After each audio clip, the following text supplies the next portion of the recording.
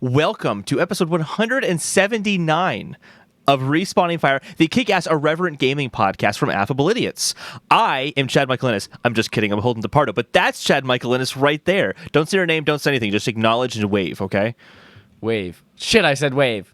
Oh, God damn it. All right. Well, we've also got the dreamiest fan base of all time joining us from all over the world right now. Every Tuesday morning at 9 a.m. Eastern, put us in your ears with your favorite podcast service, or put us in your eyes by searching for Respawning Fire on YouTube. That's right. We've gone into the third dimension with 2D video. And if you want to add the fourth dimension of time, you can do it by watching us record it live on twitch.tv/Affable Idiots. That's a / by the way, not a backslash, just in case...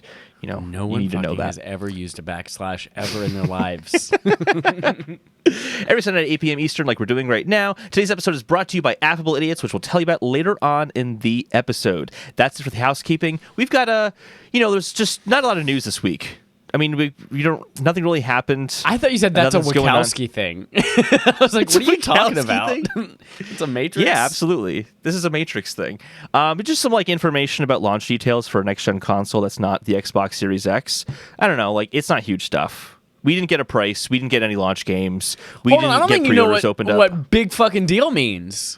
I don't know what happened this week at all. I'm just winging it right now. I have no idea what I'm talking about. And also some company bought another small studio.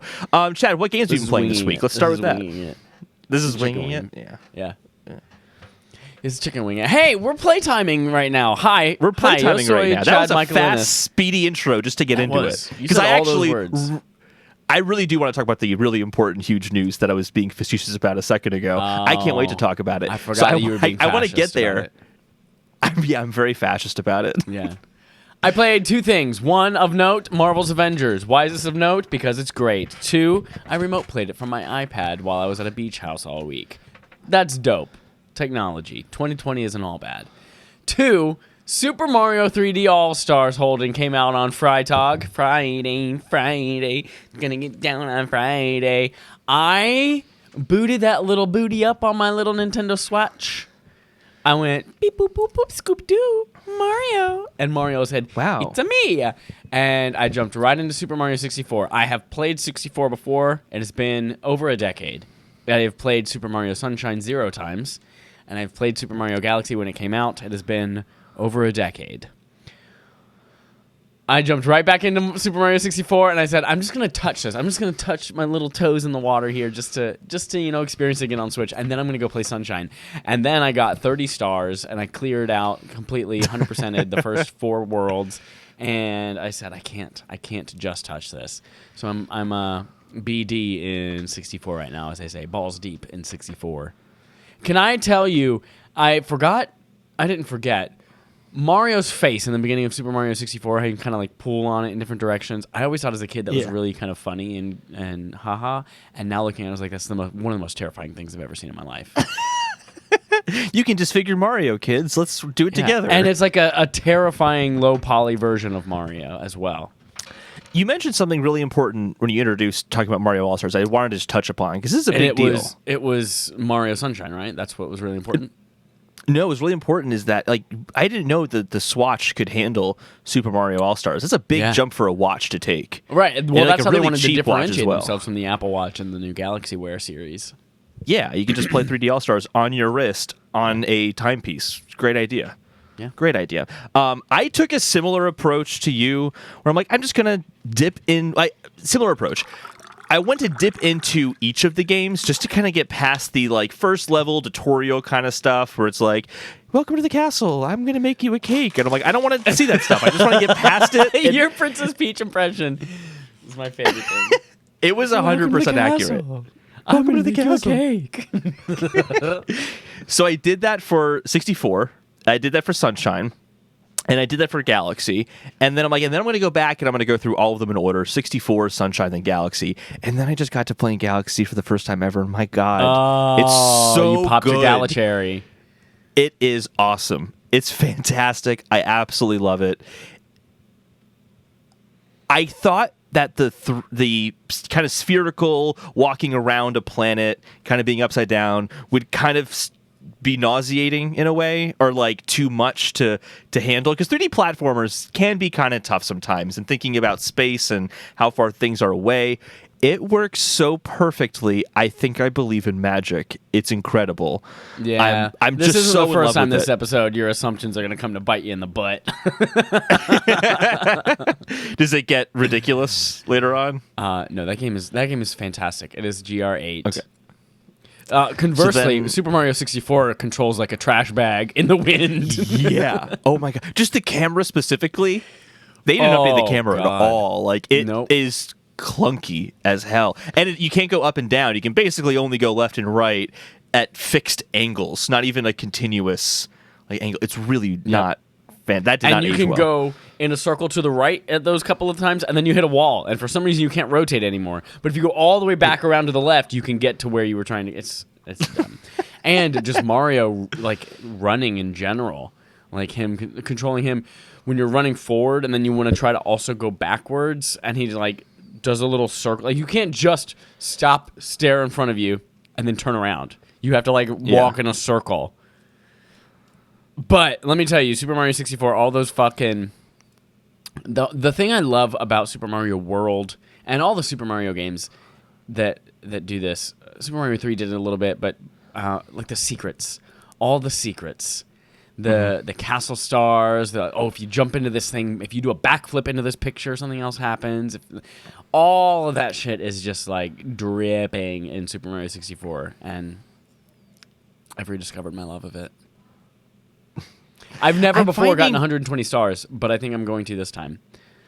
And You can do it. Quarter of the way there already, and I've only played like 3 hours. John at Pixel Street podcast says he can do it in one sitting, and apparently he did that stream. I don't know how it turned out. I need to ask him. He's going to post a video about it, so I want to see that. I want to see that happen. So apparently it's possible. If he can do that, you can do it too, Chad. I believe in you. Galaxy doesn't have, at least just from what I've seen so far, it doesn't seem to have those same level of secrets so far. It seems much more linear than the other 3D Mario games. I don't remember really. There's a pretty fixed path through each level. I guess that's true in 64 and Sunshine as well, though. I mean, 64 definitely does lead you through that, but then there's secrets. Either way, they're fantastic games. Yeah. I do want to touch on whether or not we feel like $60 for emulated versions of these games is a fair deal. Yeah, it is. Just I shut think up. so Yeah, too. it is. Shut up. Eat it. These could have come out. They could have like done 5% more work on them to make them actually updated for Switch, and charge $60 a piece for them. So just be glad you got 3 of them in a bundle for $60. I've been seeing a lot of like, typical Nintendo selling us back. I'm like, they're selling you basically a Mario game for $20 a piece in one collection. Yep. That alone is a really good deal. Also, companies tend to price things not necessarily by how much money they spent making the product, but by the demand of how much people will spend on the product. And for all the people saying, gosh, I'm just getting it anyway because I love Mario, but like, fuck you, Nintendo. I'm like, yes, you bought it still. That proves it was the right price. If even you, who's very upset about it being bundled like that, is still spending $60, that means it was the right price. The price is right, as they say. The price is right, exactly. So, and also, I think a lot of people haven't played Sunshine, or maybe haven't even played Mario 64. I think Galaxy's probably the most played of those 3 games. But you think for so? all of them, the Wii was the most successful of the Nintendo of those 3 consoles. 64, yeah, but even GameCube, like Nintendo and fanboys like yourself didn't play Galaxy on Wii, but you did play Nintendo 64, or you did play Super Mario 64, whether it was through Virtual Console or on the system itself. I played it on DS. I never played the 64 version, See? actually. Galaxy was never on DS. Yeah, but there's 100 million Wiis that were sold, and you would need to combine the N64 and the GameCube, and then like double that, and then you'd be at the Wii's. But also remember, Super Mario 64 point. was on Virtual Console on Wii. That's fair. So that adds That's 100 fair. million more people who could have played it. And We'll there's see. no I don't overlap know. between any of those systems. I don't know. Either way, yeah, it's a good deal. It's a really good deal. I'm happy with it. Did you have anything you wanted to elaborate on with Marbles Avengers? Marbles Avengers. Marbles Avengers. No, I just wanted to give another plug for PlayStation Remote Play on an iPad, and it was fucking great. So, your mom. Well, I wasn't kidding about wanting to get to those really boring and not important at all news stories later on. Let's get to So it. I played Animal Crossing, I played Fall Guys. You know what those games are. Let's move on. Wait. You guys played Fall Guys for Chad. game night while I was sick. Did anyone crown? Yeah. We had some close ones, I think, but I don't think anyone crowned. No crowns. Dallas, No, you're in the I chat. I don't can see right remember. now. Anyone crown on Thursday? We're not going to wait for him to respond. We'll continue, and I'll let you know if it responds. Moving on to the fetch quests, where we, speaking of Nintendo, I didn't want to include this story, but I had to because it's so stupid. This is such a dumb story. Do you remember when we used to have like a potato or a stupid game potato story of the week? That we the- included just because it was so stupid. This is that story this week. Nintendo confirms it has new hardware planned, but offers very few details. Whoa, Nintendo's working on a new system? Here are the details we know about it. It will use a Nintendo account. Wow. I can't wait. And it will offer ways to, quote, surprise customers and deliver unique experiences, and not just, quote, chase the latest technology trends. What a story.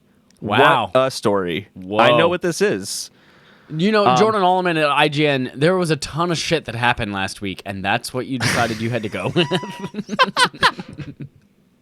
Dallas says, no made the crown, but Holden made it past the first match a few times, and that's true. Oh, man. Proud of you. I wish I'd have been there to see it. It's like when you're at work and your kid impressive. takes his first steps, and you're like, oh, fuck. I missed that, and I'll never be able to get that back. Moving on from that really stupid Nintendo story, obviously they're working on new hardware. There's already probably conversations about PlayStation 6 at Sony right now. Oh, fuck me. No, there's not. That's impossible. They can't even get PS5 out. Yeah. More on that later. Moving on, though, Oculus Quest 2 released this October for $299. It also plans to phase out the Rift headset next year. Both those stories come from Ben Reeves at Game Informer. Chad, what do you think of that? Not a fan of Oculus hardware because it is owned by Facebook and now is very heavily integrating Facebook, and I do not want anything to do with Facebook. And after I finally will reluctantly watch that thing that you told me to watch on Netflix, I probably will delete my Instagram as well because it's related to Facebook. But also Alta Balta Alto Age of Ultron Oliver Twist, Oculus Quest 2. Most people just see, oh, it's cheaper than the original and it has upgraded visuals, and then they buy it. And they're like, this is great. But if you actually read, there's an Ars Technica review of it that is like, we do not recommend this headset as your as your next VR headset. And it is terrible for all of these reasons. You sent that article to the group chat, and I totally forgot to read it. What were some of the points? I'm actually very curious. So a lot of it has to do with build quality. The Oculus Quest 1 used to had apparently a much more comfortable strap system, where this one is now incredibly cheap. So like all the corners they had to cut to make it $100 cheaper. Okay. The tracking on the controllers, on the little halo on the inside of the controllers, the original ones, first of all, they had like a texture which made them easier to hold, but they cut the number of IR sensors in half. So it actually has worse tracking on it. That's a bad idea. And the reviewer at Ars Technica played Beat Saber with both sets of controllers, flipped them back and forth, and he said he was continually getting a lot more misses on the new controllers. The visuals got an upgrade. I don't remember the exact pixel density or anything like that, but it went from 2 OLED screens to 1 single LED screen. And it does the pupil distance that you can adjust separately. They got on rid of that Oculus too? Quest. They got rid of that, and they're like trying to fake it with software on the new one, or like you have to nudge it in just the right way, and like has a few kind of fixed settings. Apparently, all around it is like a downgrade if you actually look into each of the individual components. The most upsetting one, I think, is actually the reduced sensors, because the built-in tracking is great conceptually. It still doesn't work as well as having external cameras that can look kind of fully around you. It works well enough, keyword enough, but it's not as good as the external sensors. And to have a system that already wasn't as good as what it was replacing and then reducing it by half is a really bad idea, especially based on the second story, that they plan to phase out the Rift headsets. This is the now, primary basically, Oculus Quest 2 headset. and Oculus Link are going to be the way of the future if you want to play PC VR. Like, they will just be the headset to the PC rather than having dedicated dedicated headsets for PC VR. This opens up PSVR 2 to really steal the thunder of VR even more than it already has. Yep. Because I'm sure Sony's not going to skimp out on it. But like you with an iPhone notch, like you said you would never own a phone with a notch, I have pledged to never own a VR headset from Facebook. So I will never own an Oculus piece of hardware, and I don't plan to ever break that. You're more justified in your stance, though, than I was in the notch stance. I stand by yours the was notch admittedly isn't incredibly silly. The notch is just an odd design move when you first hear about it, but when you use the phone and realize, oh, this isn't a big deal at all, I don't even think about the notch. It changes completely, like within 5 minutes of owning a device. But I'll never be like, this headset sucks more, but it's okay because Facebook's stealing my data and tracking everything I do in VR, so it's totally cool. It's totally worth it. Yep. Yeah, that's a bummer. What's also a bummer is GameStop's to close around another 100 stores this year. This comes from Alex Calvin at PC Games Insider. Hope all y'all who have a pre-order at a GameStop, hope your store's still open. I think that's not going to be an issue. Like, let's say the store I pre-ordered it, they sort of closed. They'll move the pre-orders to another store. God, I hope so. And I hope think that they would, because they store technically is close enough to you. GameStop has already bought those consoles. Like, whenever I used to work at a GameStop that was closed, and they took all the inventory that was at that store and then just dispersed it to different stores in the area. I can't imagine they wouldn't do that for pre-orders as well. But we'll find out, because sometimes companies are terrible. Yeah. I would be really devastated if that did happen. I'm just being optimistic, and I just don't want it to happen. So I'm going to put my head in the sand and say it's not going to happen. It's going to be great. November 12th is going to be a great day. I didn't say that date that we're going to talk about later on. That's supposed to be a surprise. Microsoft isn't jacking up the price for Xbox Series X controllers, says Brent Makandowski at Destructoid. They're going to be $60. Chad, you had a very good reason as to why this is true. Yeah, because not much is changing. They're adding a button for sharing, because they should have done that a trillion years ago. But they don't have all that sexy DualSense haptic technology in it. So, of fucking course, they're not going to raise the price of it, because they're not doing anything with the controllers, aside from swapping out the D-pad and getting texture on the triggers. Those bumps are got to be expensive. They have to, like, hand chisel them out. It's true. Well, they don't actually chisel. Yeah. They actually take pieces of plastic, chunks of plastic. They chew it up in their mouths, and then they spit little beads of it onto the triggers, and then they use a blow dryer to dry it onto it. Oh, I thought it was a simpler process. I thought they just took Dippin' Dots and just, like, stuck it onto the triggers, and no one knows the difference. It's the candy dots, like the wax paper. No, nerds? The candy dots? No, they're called candy dots. Not the candy called dots.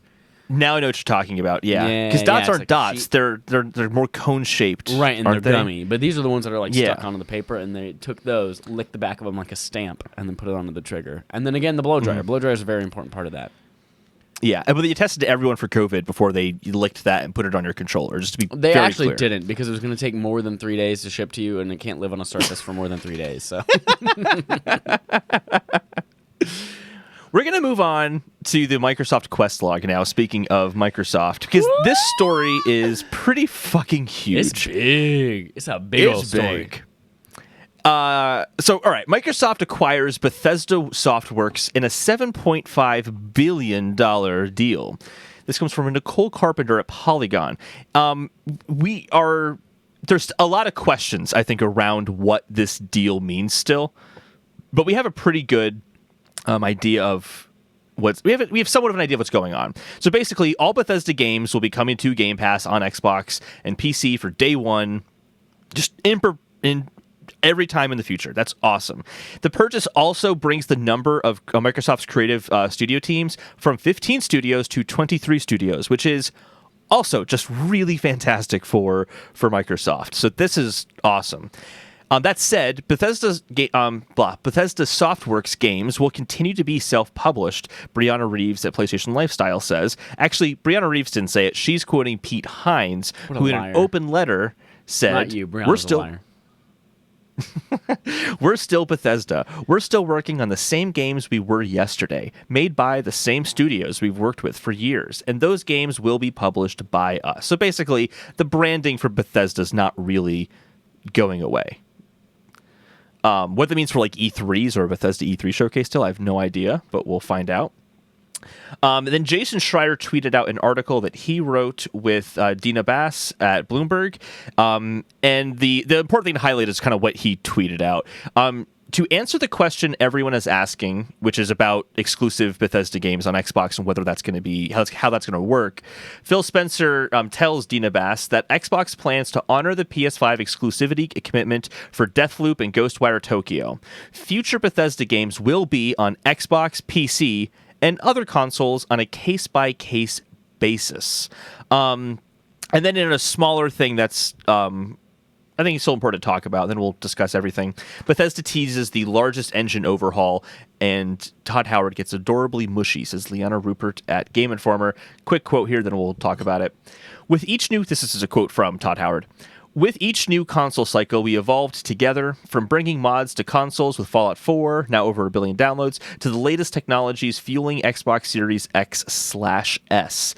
These new systems are optimized for the vast worlds we love to create, with generational leaps not just in graphics, but CPU and data streaming as well. It's led to our largest engine overall since Oblivion, with all new technologies powering our first new IP in 25 years, Starfield, as well as The Elder Scrolls 6.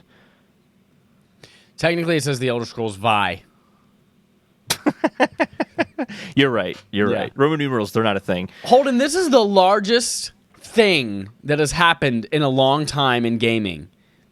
Our friends at Nerds at Large say in our chat right now, Microsoft will be publishing 2 exclusive PS5 games? What is going on? More exclusive games than they'll have on their own console in 2021. No, this is huge. This is them acquiring the publishing arm of Bethesda, them acquiring a ton of studios, acquiring the rights to some of literally the most iconic gaming IPs in video game history. Doom, Wolfenstein, Fallout, all of these things are now Microsoft products. And that is insane. Rage, Prey... Ooh. I still want to play Prey, actually. I have a physical copy of that game, which means I need to play it before the PS5 comes out. Before you get your PS5 here, because you know you're not going to turn on dusty-ass PS4. No, I'm actually going to give it to my brother, so I definitely need to play it before then. This is huge. This is absolutely massive.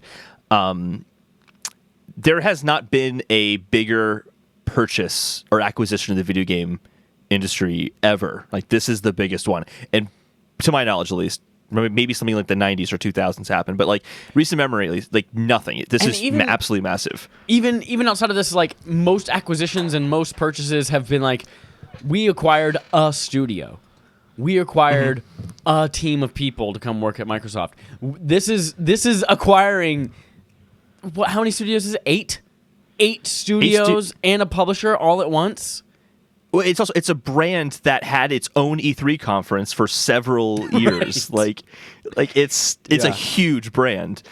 Maybe those E3 conferences weren't always the most exciting ones, but they could pull it off. They're actually usually fun.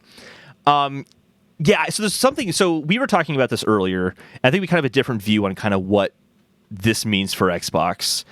And it's really centered around that, basically the other consoles on a case-by-case basis. Like, what do we think that means? I think that we will continue to see Bethesda is huge. Like Fallout 4 sells a ton of copies. Elder Scrolls sells a trillion bajillion copies. I don't see those being Xbox exclusive franchises anytime in the near future. I think if that is Xbox exclusive, they're leaving a ton of money on the table.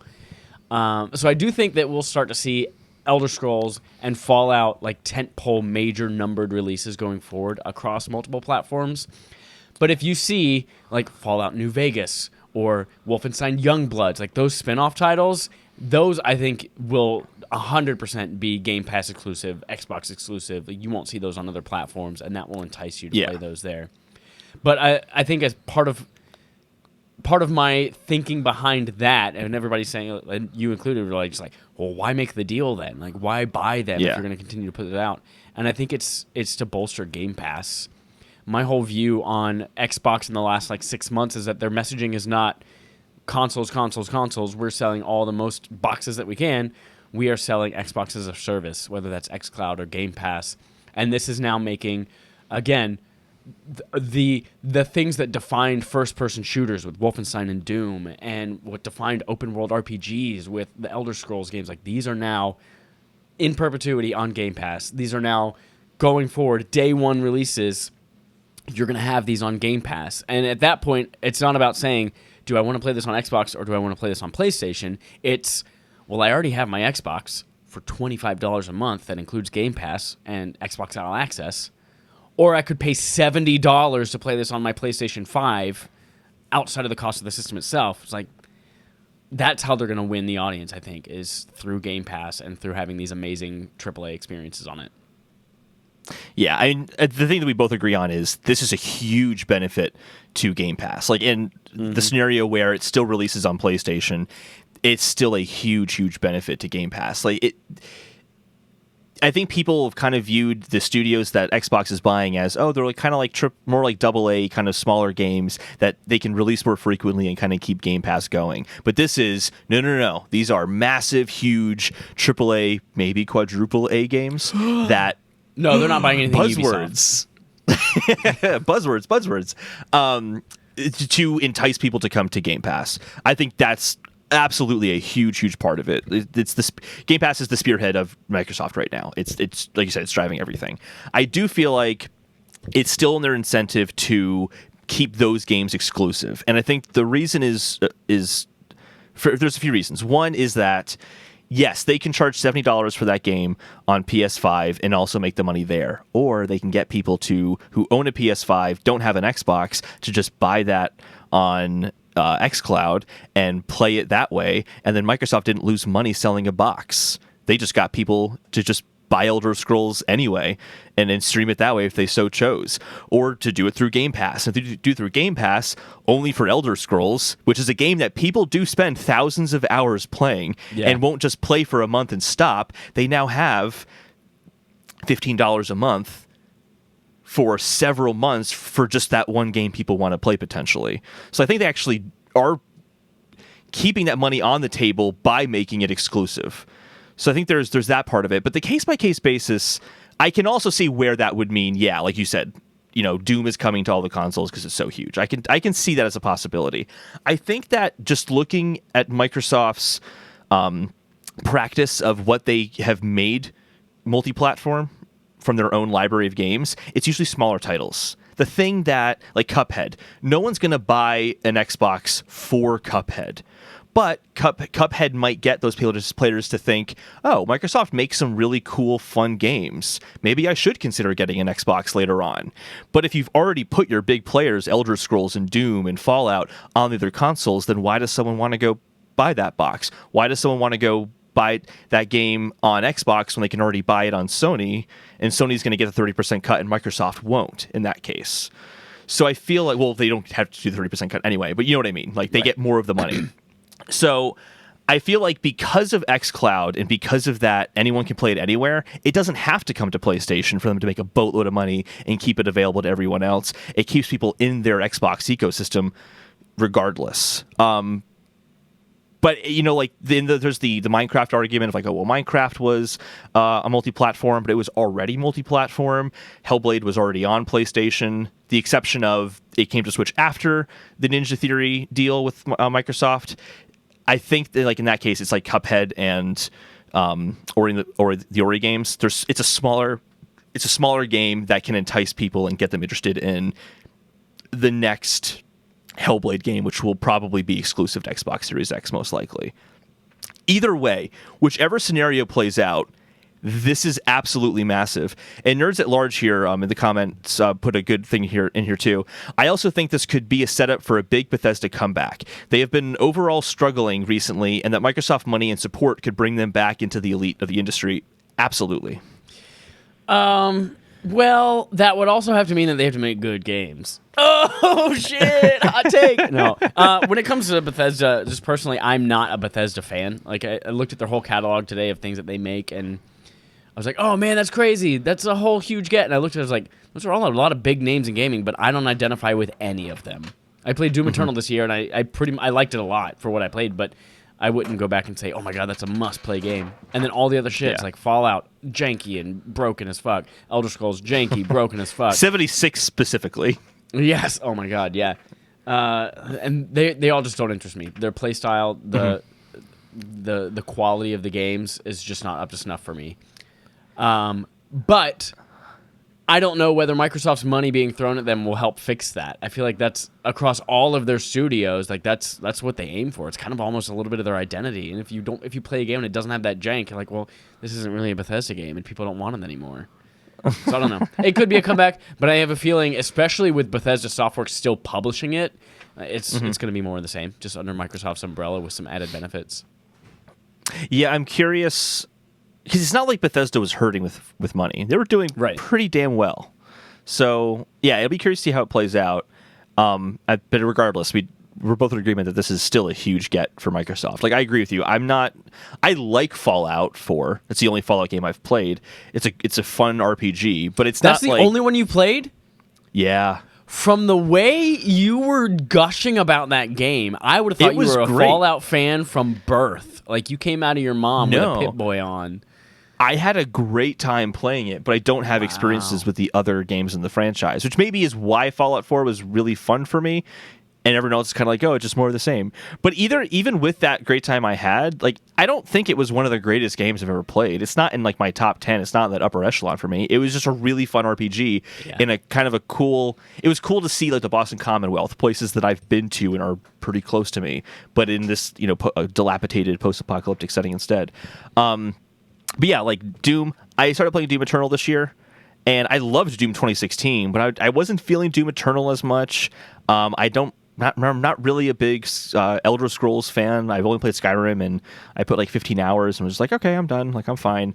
But it's like, I think this is kind of like for people who don't like Nintendo games, you have to acknowledge that if Microsoft bought Nintendo in the same way, it'd be a huge get. Yeah. I think it's in that same kind of ballpark. But yeah, I can't wait to see how this evolves over time. Speaking of Nintendo, we do have some important Nintendo news. What is it? Tell me about it. Nintendo 3DS is discontinued, says Owen S. Good at Polygon. Nintendo's statement, they said, we can confirm that the manufacturing of Nintendo 3DS family of systems has ended. Nintendo and third-party games for the Nintendo 3DS family of systems will continue to be available in Nintendo eShop, on Nintendo.com, and at retail. The existing library of more than 1,000 Nintendo 3DS games contains many critically acclaimed titles and can provide years of content to explore and enjoy. That is true. It has a good lineup of games. Nintendo currently has no plans to end the online services, so they're going to. Oh, and it's actually, it's basically the same information. They're going to keep the store open. They're going to have, if you have a 3DS, you're not screwed over. you're fine. You just can't buy a new one because they're not making them anymore. This is one of those things where it's like, it's sad, but it's also about time. Oh yeah, it's past about time. I'm so glad now they can focus all their efforts on Switch and whatever this new Nintendo account having new hardware is. You'll have a Nintendo account? Yeah, I wanted to say on the box, like whatever this is, just says like Nintendo accounts included. No, this is about time. I'm actually really curious and interested to see how they consider like game preservation with 3DS now. Like with DS titles, you're like, oh, the dual screen, you can't really do it, but you can play it on your 3DS, or your 3DS titles. Oh, it doesn't matter because you can play it on your new 3DS XL. And now it's like we don't have a system that can easily port dual screen games and make them accessible and playable. And suddenly now all of these things are going to be stuck on hardware that no longer exists. Well, there was this great thing Nintendo did where they started to legally go after emulation sites. Oh, that's right. And that was really helpful for the preservation of those games that no one will be able to get Nintendo hardware for anymore to play those games on. So Nintendo really has a long-term vision here for how they want to control their audience and demand how they buy their games. I like so, it. Yay. Like it, Nintendo. Way to go. I can see them doing something where on Switch, a bigger portion of the screen is the gameplay, and then there's a smaller portion of the screen that gets used for like the second screen functionality. But it also sounds kind of awkward to have not your whole screen taken up. Like they could do that, but and it's not something you'll be able to successfully like make a blanket scenario for. Like you're gonna have to go back and reprogram every single game. Yeah. To take advantage of that. I do hope, my wish is that they at least take Link Between Worlds and make it fill up the whole Switch screen, and then anything that was on the second screen, you can just access by hitting the plus button, and it just comes up as a menu. Because that, I think, would be pretty easy to do. I think everyone agrees Link Between Worlds is the worst 3DS game, and it's never getting a remaster or a re-release. No, shut your mouth. Shut your mouth. It's the best 2D Zelda game. It is the Bethesda of the 3DS. It means it was worth $7.5 billion. I'll take that as a compliment towards Link Between Worlds. $7.5 billion? That was almost double what Disney bought Star Wars for. Yeah. Insane. Hey, it's big properties. Ad read. We have a fun ad read. I'd like to tell you a bit about Affable Idiots. Affable Idiots is a new brand under which our products and podcasts will live, like Respawning Fire, our new off-color Mr. Rogers type show called AAWI, and also with you, and much more to come. Video versions of our podcast are only the first of many amazing things we're bringing you this spring and the summer that we're currently in, and the fall that we also are currently in, actually, because I think that happened today. Did we confirm that, Chad? Did that happen today? Let's see. I'll keep reading. And we need your support. When is the autumnal equinox? Tomorrow. The autumnal equinox tomorrow. Is tomorrow. Oh, okay. Well, by the time people are listening to this on a podcast service, then it is also today is now fall. First, the easiest and freest thing you can do for us right now is to go subscribe to 3 YouTube channels. This channel, Respawning Fire, our parents' channel, Affable Idiots, and our sister podcast, AAWI, and also with you. Links to these are in the description below, and we need 100 subscribers for each in order to have a custom YouTube URL. Or with our name in it, like youtube.com/respawningfire. You can also do us more good than you know by leaving us a sweet and sexy review. It has to be both sweet and sexy. We won't take just sexy. We won't take just sweet. It has to be a sweet and sexy review. Cinnamon toast sugar. Or like Cinnamon Toast Crunch with like a thong on every little cube. Perfect. I would accept that. And 5 stars, of course, over on every podcast service you listen to us. And even those you don't. Stars are great and we want them all, but words of affirmation are the Affable Idiots' love language. So feel free to drop us a message in there too. Finally, Respawning Fire has a Patreon over at patreon.com/respawningfire. If you want to use us or support us, if you want to use us, if you want to support us, $1 lets you play time with us. $1, fucking this up now. $1 gets you play time with us each week, influence over what we play for Barf each month, and super cool, sexy wallpapers that Chad may or may not be pointing to. If you're listening to this audio, how do you know? You got to watch us on YouTube. That's how you're going to find out. And cool, super sexy wallpapers, blah, blah, for your electronic supercomputers. And Chad, that's all the news we have for this episode. There's nothing else important that happened this week. Wait, what is the grind? What is the grind? What is the grind? Oh, yeah, The Grind. The Grind is a video essay series that I have been making about Stadia. I've released the first episode already. If you would like to watch that, it is available on our YouTube channel. For those of you who are like wary of watching really long things on YouTube, it's 25 minutes. It's an episode of a television show without commercials, and it's worth watching. And you get to see my sweaty face the entire time. You get progressively less sweaty, and then by the end I get progressively less sweaty.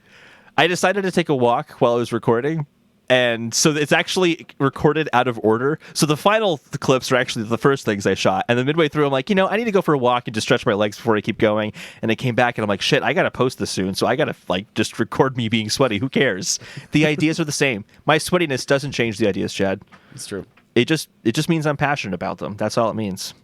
Do you know what else I'm passionate about, Chad? PlayStation 5? Yeah, PlayStation 5 launch details and what this means for next-gen launch. And I also want to add and going forward as well. Because we don't know everything. There are still some questions like UI and that kind of stuff. But like the main things that are going to get people to buy a console, we know now. So let's jump into it. We have the PS5 event. and everything announced and revealed so far from Felicia Miranda at IGN. We're going to be going through these one by one, and I will add, not all this information was released during the PlayStation 5 event. So we'll be kind of adding in additional information that wasn't actually in that event. Starting off, Final Fantasy 16 as a PS5 timed exclusive, or depending if you watched it live or not, it's also coming to PC, or it's not coming to PC.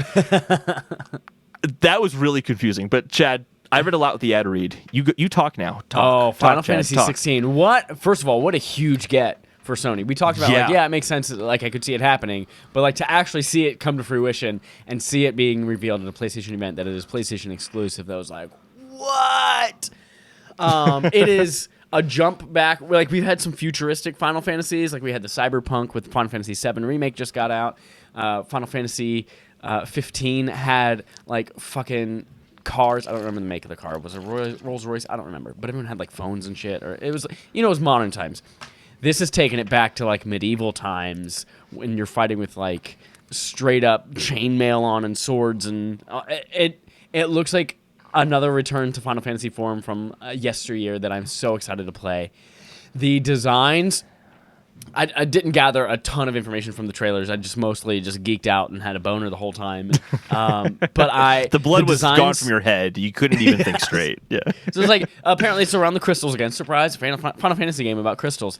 But there's this concept. I forget the word they name for it. But like there's a person who is channeling each summon. So like your normal like Shiva and Ifrit and all these kind of things that are usually part of the Final Fantasy games. There's now like a person, and like, oh, we have to get to that person, the person who's in charge of Shiva, blah, blah, blah. Shiva looks fucking badass. Ifrit looks fucking badass. One of the kids, like, you're a bodyguard for a kid, and he's a fucking phoenix, and you're fucking fighting everywhere, and it looks so good, Holden. I am cream pie central over here right now. That's not what I meant to say. I meant to make a jizz joke. I'm creaming. That's what I'm trying to say. Cream pies are more than just creaming. It looks so badass. I can't wait. This link here, I'm not aware of the exclusivity thing about it. The PS5 timed exclusive link, it doesn't actually click for me. What is that about? Yeah, so let me pull this up here. I guess there's a screen out the end of the trailer that says not available on other platforms for a limited time after release on PS5. Okay, gotcha. So it's probably like a year-long thing like Final Fantasy 7 Remake was. Yeah. Okay. And I think Square Enix, that's been pretty typical with like how Final Fantasy 7 Remake is. So, and I think if of the two games, Final Fantasy 7 Remake has a greater. I think there's a stronger case for Final Fantasy 7 being a solid exclusive and not coming to other consoles. So if that's timed, I think it makes sense that this is timed as well, as opposed to only being on PlayStation. But they weren't clear enough about this, and this has kind of been a consistent theme throughout the event of what's actually on PlayStation 5 versus what's coming to PC later versus what's actually coming to PS4. So I would like a very definitive statement on that. Like, it is coming to PS5 for 1 year, and then after that, it'll be available on Xbox Series X and Series S and PC. That'd be nice. But either way, yeah, like that's a huge get. It was a really strong way to start off the event.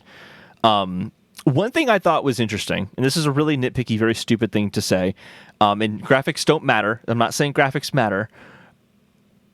Final Fantasy games have kind of always been like the pinnacle of what a JRPG can look like on current gen hardware. It's always been that like high point, and the environments and the monsters all hit that for me. The character models and like the hair, the stuff that is usually nailed, didn't seem to be as strong, which was really surprising to me, and makes me think this game is maybe not coming as soon as we would hope. I would assume it's a little bit further out than we think too. But there was a lot of tweets right afterwards, after the event, of people saying, all you people who are saying that Final Fantasy 16 doesn't look good, and then they had like screenshots from the reveal of Final Fantasy 7 Remake, and then what actually shipped, and it was like, whoa, yeah, that's a stark difference between the two. So like, it's gonna get there, but I think we're further out than we think. Yeah, it looks fun though. Like I always like Final. It's like Final Fantasy is like Smash Bros to me. I like the trailers. I get into the hype, and then I play it, and I go, "That's right. I don't like Final Fantasy games that much." So I'm really hyped in the trailer. It looks fantastic, but I know I'm going to get it, and then I'll like the really intense opening that Final Fantasy games always have, and then I'll start helping a girl find 3 cats in town and wonder why the hell I'm playing this game. So if there's like reviews that come out that say it's just like nonstop from beginning to end, I'll play it. Otherwise, I'm not playing the stupid cat fetch quests. I'm just not doing it. It's not even a Final Fantasy thing. It's really just like a JRPG thing. I don't know why this. I don't know. I don't like it. Other people do. And that is a great segue into Spider-Man Miles Morales. This one I think you're completely alone on. Yeah. Spider-Man Miles Morales was confirmed for PS5 launch, which is really cool. It's also getting a PS4 version as well. Which is a trend we saw with basically every PS5 exclusive game, is surprise also coming to PS4. Yeah, except for Demon's Souls and Ratchet and Clank. I think those are the 2 that we haven't heard that. But yeah, this game, Sackboy and Horizon Forbidden West, all also coming to PS4. The pricing is $49.99 for the standard edition of Miles Morales on PS5, but you spend an extra $20 and you get the Spider-Man Remastered included on PS5. That's digital only. There's no physical copy of the remastered version. Right. But that's pretty cool. Yeah. You're a bigger fan than I am, so I think you should take this. I thought about, obviously, Miles Morales, the gameplay they showed of that game was, again, more cream-worthy. This whole event was cream-worthy. I'm going to stop saying that because cream is just such a gross word to me now in reference to jizz. But no, the gameplay looked so fucking cool. It looked like that Spider-Man gameplay that we all know and love from last gen, and then suddenly you're adding in his bioelectricity powers, and just I'm sure some of it has to be like the person who was playing it was an expert and they know exactly what to do and show off all the great things, but it looks really badass.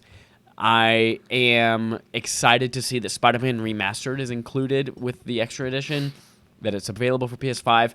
I was a little bummed out to hear that your save file doesn't carry over for PlayStation 4. Yeah, I saw that. But then I thought about it. It was like, you know what, though? Like, if you played Metro on PS3 and then you got the Metro Remaster on PS4, like, your save file's not going to carry over from that either. If I can I don't know why I would expect it to, but I guess with all this backwards you like the game, that's why you're buying the remaster. Happen. You'll probably want to play it again.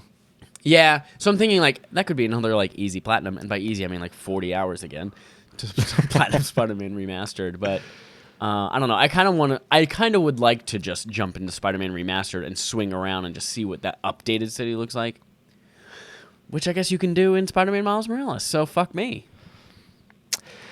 So. Spider-Man, all right, I gotta say this. I actually really liked that demo a lot. Not enough to convince me to buy the game, but it seems like a much more, in terms of gameplay mechanics, much more diverse than Spider-Man. I feel like in Spider-Man 1 it was, here's a web power. Oh, and here's another web power. Hey, do you want a new web power? We have another new web power for you. Here's another web power. Do you want a web power? We have more web powers for you. And this is like, oh, you have web powers, you have bioelectricity powers, you have invisibility powers. I'm like, that's looking more interesting to me.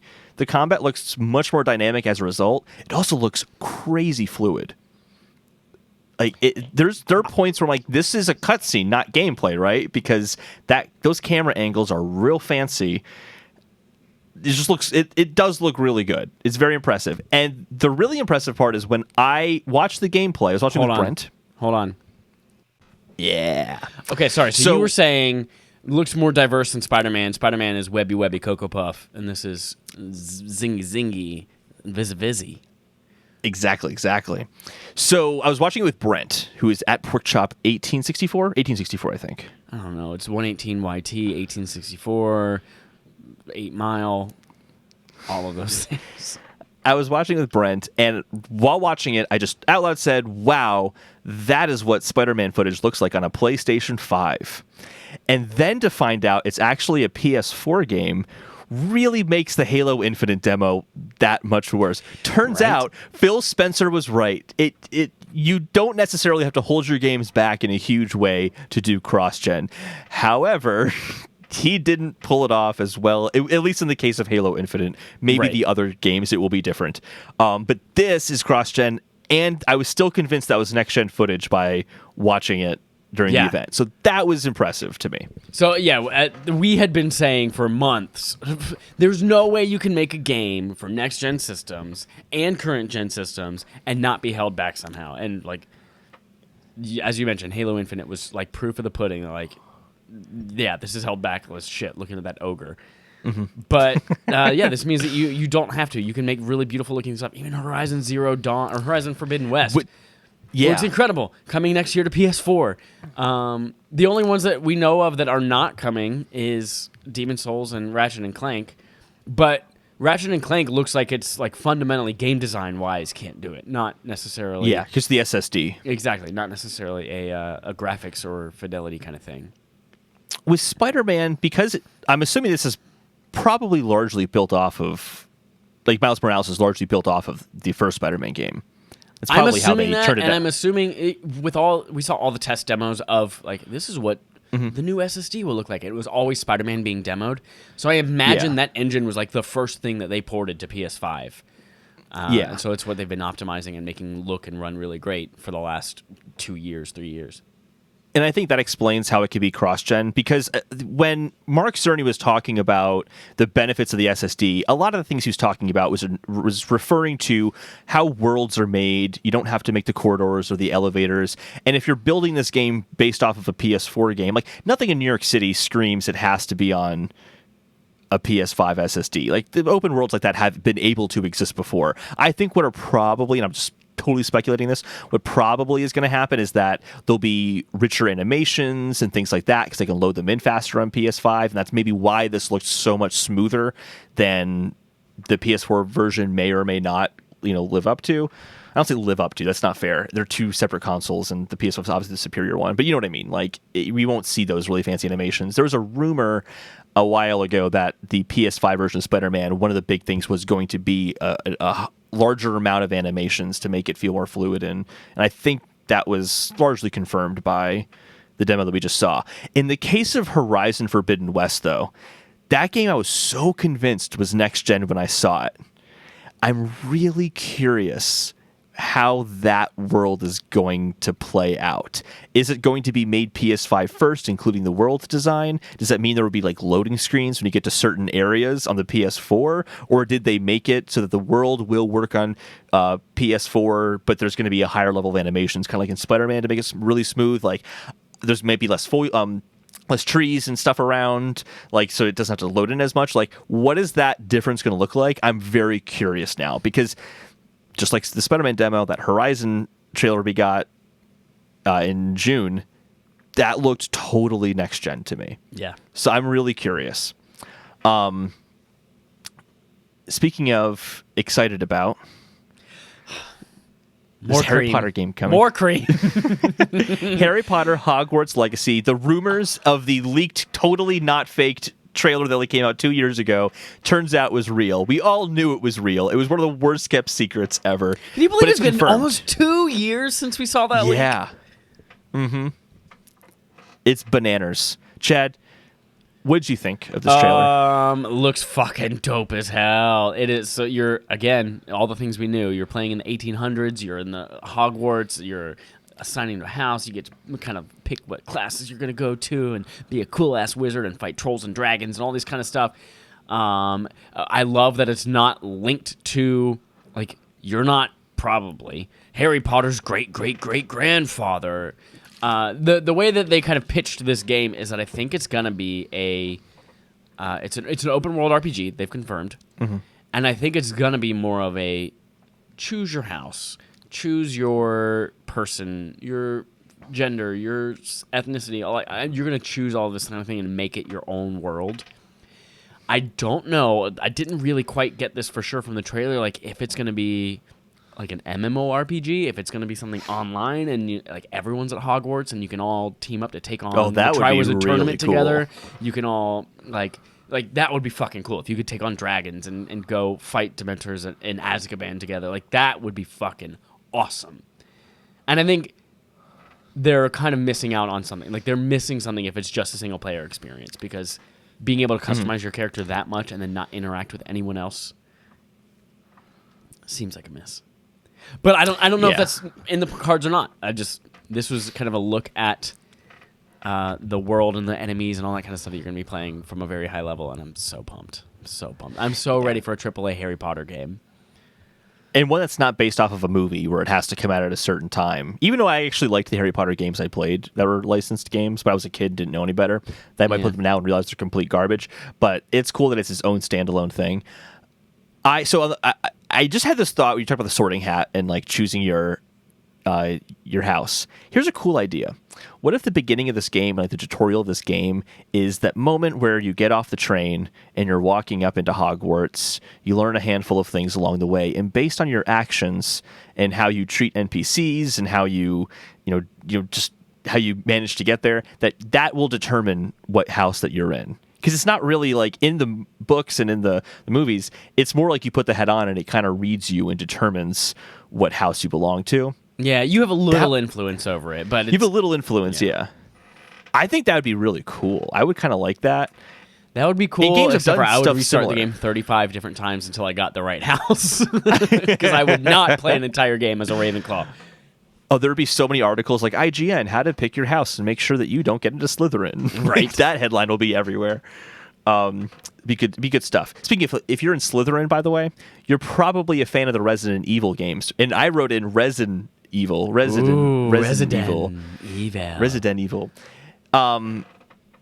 What'd you think of this trailer that was highly informative and showed us so much more of the game that we didn't know it about just before? showed me so much more that it's going to be spoopy as fuck, and I can't wait to play it, especially with 3D Yeah. audio in a dark room with a diaper on. I can't wait. Fucking can't wait. We haven't gotten VR confirmation yet. No, I doubt, especially because it's next-gen exclusive, I doubt that we're going to be getting VR for it, unless we see some kind of significant leap with PSVR 2 before Resident Evil Village comes out. Dallas wants to know what house is the right Gryffindor. house, and I'm going to say Gryffindor, yeah. Gryffindor is I the thought it was right Gryffindor. house, unless you're not a Gryffindor, in case I don't want you in my house. Gryffindor is the only house. And if you end up there and you're a Ravenclaw, you should be in Ravenclaw. Now, Gryffindors can be friends with Ravenclaws. Ravenclaws are cool. They're just like nerds, but they're not like bad people. Hufflepuffs are just like stupid as fuck. And like I don't have time to put up with their idiocy. And then Slytherins, they're just bad people. They're just bad people. And that is what they call conscious bias. The Resident Evil trailer, I kind of had a little like tongue in cheek, like they didn't show us anything. I'm really glad they didn't show us anything. I don't want to know anything about this game. I just want to start playing it and experience it as I play it. And a big reason for that for me is that castle. They haven't showed us anything inside that castle. I don't want to see Castle from anything. Bloodborne. It does gonna look like that. I can't wait to get into that castle and explore it, and I bet it's gonna be so spoopy. I am pumped for that. That's gonna be great. Everyone Dallas's wife is a Hufflepuff, so if you haven't seen the Second City I'm a Hufflepuff video, wait till after we're done here and then go watch the I'm a Hufflepuff video from Second City. It's fantastic. Holden, Chad, do you think what? Do you think Deathloop is going to be fantastic? Is my question for I you. think Deathloop is going to be pretty good. I think it's going to be. You know what it reminds me of? Do you remember the game Wet from the PS3 360 era? It's a very weird name for a game. Moist. You played. Moist. Well, you play as this female. It looks. It's a very stylized shooter, just like Deathloop looks like. But it's a Bethesda game. Deathloop is. We know that they are going to honor the PS5 exclusivity with this game. It looks interesting. It looks cool. It doesn't look bad. It looks like I'm going to have way too much to play and I'm not going to care about it. Yeah, that's kind of how I feel too. I actually think that looks like a lot of fun for me and something that I would like to play, but I feel like 2021 is shaping up to be absolutely batshit insane. So, especially when you consider outside of PlayStation that there might be some 35th anniversary Zelda stuff, and then you just add that to every other game that's apparently coming to 2021. I know you're just trying to like vision board it into reality, but you're that's 100% what I'm doing. But it seems like it could happen. It could happen, Chad. So yeah, when I first saw the trailers for this game, I'm like, okay, it's a loop. You're killing people, whatever. Now what it looks like to me is basically that, but it looks like it's Hitman with fast first-person shooter combat and cool powers. Yeah, that's a great way of describing it. Not my comparison, to be fair. I read that somewhere else. Oh. And I just thought it was such a good comparison, I couldn't not share it. But I also can't give credit to the person because I don't remember who said it. It was probably a Reddit comment Gates. somewhere. Bill Gates said it. Yes, Bill Gates, huge Bethesda fan. That's why he bought them. That's because it wasn't Phil Spencer's choice. Bill Gates was like, Phil, you're doing this.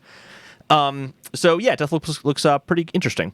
Devil May Cry 5 Special Edition. Chad, you like that game? Devil May Cry 5, again, criminally underplayed. Everyone should go play it. I think it's still on Game Pass. I don't know. Anyway, you go play it. But this one you get fucking what is his name? You get the extra character. There's a character that wasn't Virgil. You get Virgil in this. I don't know how I knew that. I just happened to know that. I have no idea how that happened. And you get to he will be available as a download on I think PC or something like that. But it's kind of cool to see that they're supporting. There's just so much good support for these next gen systems. This next gen system. Speaking of good support, everyone's favorite Oddsworld Soulstorm is coming as well. Chad, you've had a lot of thoughts on this game. I think it's one singular Oddworld. Chad, what do you think of Oddworld? I've mentioned this on previous podcasts. I think when they revealed this game, that I've never been an Oddworld person, mostly because for the same reason that I'm not a Fallout person, it's just the world looks gross, and I don't want to live in it. And it's just like for both of them, they're just generally brown. But Oddworld has like an overall booger aesthetic to it, and I'm just not a person who wants to live in a world that looks like everything's boogers. That's what it looks like. Is that your thoughts on Oddworld Soulstorm or Five Nights at Freddy's Security Breach? Five Nights at Freddy's looks legit scary too, though. I'm like, what the fuck? The kids, little children, fucking love Five Nights at Freddy. And I saw this video, and I'm like, what the fuck are they playing? As a kid, I loved scary stuff. So I can see myself when I was younger really getting into that. I used to do kids camps and things like that too, and kids would like make videos and stuff like that. And these little 6 and 7 year old kids coming in, they're like, "All right, everyone, go split up into your groups of 3 or 4, make your videos." And I would go around group to group. And one time, there was a group, and they had like fucking Slender Man videos pulled up on their iPads, and they're watching those. Like, this is like shit that literally teenagers kill each other over. Stop it. Chad, the next game I gotta talk about is this little tiny game. It's a little indie experiment. Might not be big, but it's called Demon's Souls. Demon's Souls. And it's a launch game for PlayStation 5. Do you think this game will entice people to buy a PlayStation 5? This has enticed you to buy a PlayStation 5. Yes, it did. Very much so. Yeah, they had a weird demo for this one. Like, yeah, they showed a demo of this person who was clearly playing it on easy. Like, they didn't die once. They knew exactly where everything was, running by all the items and all the goodies, and then they just get to the boss and then one-shotting every enemy. Yeah, never exactly. getting hit. Yeah. But nonetheless, though, the game, I played the original game, fucking loved it. This game is going to be great. It looks gorgeous. It looks beautiful. Anyone who's a fan of it looks Souls insanely games, good looking. Yeah. The demo was definitely strange in that respect. I have complete confidence they're not going to make it the default easy like that. Like, if there is multiple difficulty options, normal will be exactly as you probably remember it in Demon's Souls. And it's a game from Software, and they notoriously don't have difficulty levels. So yeah, Bluepoint's redoing it, so maybe they'll make a change. But I kind of feel like From Software be like, if you're remaking Demon's Souls, nuh-uh, you have to keep it exactly, difficulty-wise, exactly what we intended. I just think it worked better as a demo that way. Yeah. To kind of get to a boss, and I think that's why they did it. It was probably like an over-leveled character in the opening area of the game, which if you play Dark Souls or Bloodborne, like, yeah, you can go back to the early levels of the game and just massacre all the little, like, grunts. So it kind of felt like that. By no means a problem for me, because I know what I'm going to experience when I play that game. And holy shit, who is it? Was it Tom Marks of IGN who said, "Oh, at launch there's going to be no games that really look next gen"? And I'm like, that's not true, because Demon's Souls is the most next gen looking game I think I've personally seen yet. Yep, it looks good. It looks sexy. It looks real good. Oh, also it's $70. I didn't have that in the notes, but that's the $70 is basically confirmed now. Probably more companies will do that if Sony's doing it. So yeah, weird enough. Like, they didn't mention the price. They didn't mention that it was a launch title or give it a release date in the presentation itself. And this is also coming to PC ? Or is that still a question mark? I think they said that was a human error. Okay. Yeah. So we'll see what happens there. I can see this being one of the games that they bring to PC like a year or 2 years after it's been on PS5. I can see that happening with Demon's Souls. Although Demon's Souls, the original, was never on PC, was it? No. Demon's Souls, the original, is a PlayStation thing. Well, I know, but it was made by From Software as a third-party game still, and in Japan didn't it come out before? There's some sort of story of how like Sony didn't want it, and I don't know the story, so I'm not gonna. Sony didn't publish it in the U.S. or North America because they thought one would want it over here, and then it was a runaway success. Okay. But Sony owns the IP Demon's Souls. Perfect. Okay, yeah, and they publish it in Japan. Speaking of kind of games that were very successful in Japan but not really successful elsewhere initially because just no one thought it would be a big game, is Fortnite, which is coming to PS5. Woo. Moving on to PlayStation Plus collection. This was huge. Yeah, this is basically a cool little announcement. Yeah. Basically, this is just a collection of the kind of some of the, as Sony puts it, genre-defining games of the PlayStation 4 generation. And if you're playing on PlayStation 5 and have PlayStation Plus, you just get access to them. It's not Game Pass. It's not that. It's just a collection of games you get just for having PlayStation Plus. Think more like Nintendo Online's like at NES and SNES, but games you actually want to play, not tennis. You can kind of think about when PlayStation Plus launched what they called the Instant Game Collection, which had things like On Vita, Gravity Rush, and Uncharted Drake's Fortune, like the big games. And it was like, just by having PlayStation Plus, you automatically get 12 games unlocked that are huge for your system. Those rotated out. I don't know if they plan to do that with this as well. But it's a ton of games. They're all PS4 games. Like, it's purposefully meant, I think I've read a couple of different articles about the intent behind this. One of them is for people who are new to PlayStation 5. Maybe they got a PlayStation 5 for the first time. It's like, these are all the things you missed on PS4. But also for people who are upgrading, to give them a reason to kind of just play these in their best way, or if they missed them on last gen. But let's run through this list of games. God of War. Do you think Fallout 4? Do you think that's going to be on there much longer? Oh, good question. I don't know.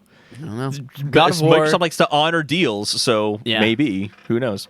Bloodborne, Sorry, I didn't interrupt you. Go ahead. Monster Hunter World, Final Fantasy 15, Fallout 4, Mortal Kombat 10, Uncharted 4: Thief's End, Ratchet & Clank, Days Gone, Until Dawn, Detroit Become Human, Battlefield 1, Infamous Second Son, Batman Arkham Knight, The Last Guardian, The Last of Us Remastered, Persona 5, Resident Evil 7, Biohazard. And they said several times, like, this is just games including these, like games like these will be in there. So like, there will probably be more to this Plus collection, either at launch or shortly thereafter. Again, it's included in your PlayStation Plus membership with PS5, which is dope. You don't have to pay an extra $15 a month like you do for Game Pass, but obviously this is a fraction of what you get from Game Pass as well. But arguably, this is the cream of the crop, whereas Game Pass is a lot of fluff. Yeah. Here's the cool thing, I think, about this is take like something like Last of Us Remastered or Ratchet and Clank or God of War or Final Fantasy 15. It's like, hey, here's the last version of that game. If the new one's coming out, or in the case of Last of Us Part 2 is already out, like, do you want to play that one first before you buy the new one so you kind of can get into that franchise? I think it's really, also Resident Evil 7 is the same kind of way. I think that's a really smart move. Because it's like, oh, do I like Ratchet and Clank? I don't know. Let me play. I have Ratchet and Clank 1 now. Why don't I just give it a try and see if I like it? I do. That's awesome. I'm buying Rift Apart. That's good. And then Bloodborne's on the list. So basically just confirmation Bloodborne 2 is happening. 100%. No way around it. That's just me being wishful. I'm excited for this, but like so many of these types of initiatives, it's not aimed at me. Because I look at this list and I've literally played every single game except for Persona 5. And Persona 5 and Persona 5 have an interest in doing. I'm now more compelled to try it, but I still don't think I'm going to. Yeah. Especially just because there's so much happening at launch. Demon's Souls, Cyberpunk the next week. It's going to be crazy. Cyberpunk. That's so silly that people think Cyberpunk's still going to be a thing. Just kidding. No, more praise to anyone who thinks they're going to have time to play Cyberpunk among all of these other things. Yeah. There are two more announcements.